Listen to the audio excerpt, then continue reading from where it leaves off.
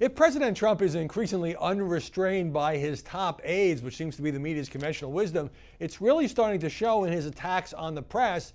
Also interesting is the way the press is punching back. Now, Donald Trump versus the mainstream media, what he calls fake news, nothing new there, except I'm really seeing an escalation in the sharpness of the criticism and the kind of tactics. So, for example, CNN, president tweeting just yesterday, going after Jeff Zucker, the CNN president he used to have a relationship with when he was at The Apprentice, when Zucker was running NBC. He says, you can't get a job at ratings challenge CNN unless you state that you're totally anti-Trump. Well, that's not entirely true, and CNN is not doing that badly in the ratings, although it is in third place.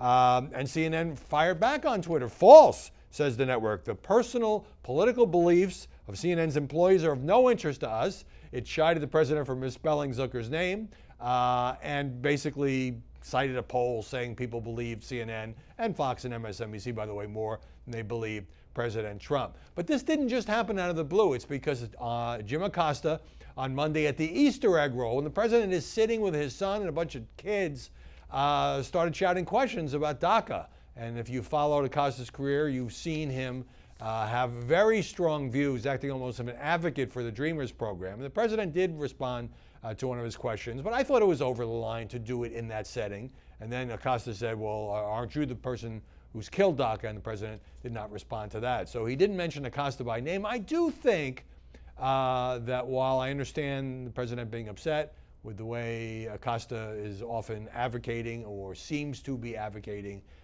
for some sort of retention of the DACA program, Brad Parscale, the 2020 campaign manager for the president, went a little too far in my view by tweeting that perhaps Acosta should have his credentials pulled for this breach of protocol. Well, it's not up to the White House to pull the credentials of television or other correspondents. There's the White House Correspondents Association for that. But the president's attacks on Amazon and what he calls the Amazon Washington Post have really is something that we haven't seen before. I mean, with 4 or 5 tweets over a series of 4 or 5 days, he's knocked the company's stock value down by $60 billion. And I don't have to rely on unnamed sources to tell you this is all about the fact that Jeff Bezos owns the Washington Post separately, bought it 5 years ago for about $250 million of his own dollars. And in an interview with me and at other times, Donald Trump has said that the Washington Post treats him terribly. He blames Bezos, and then he goes into this whole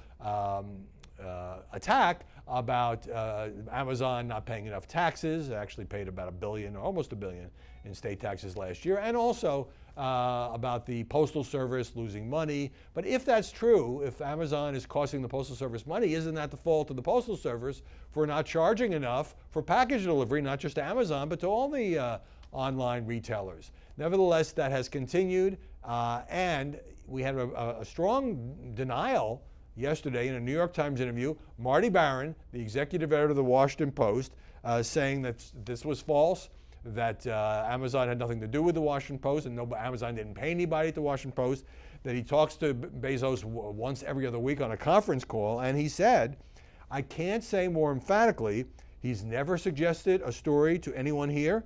He's never critiqued a story. He's never suppressed a story. That's where I think the president's attack falls short. I mean, he's entitled to say whatever he wants about Amazon, but there is no evidence that Bezos has influenced the news coverage at the Post.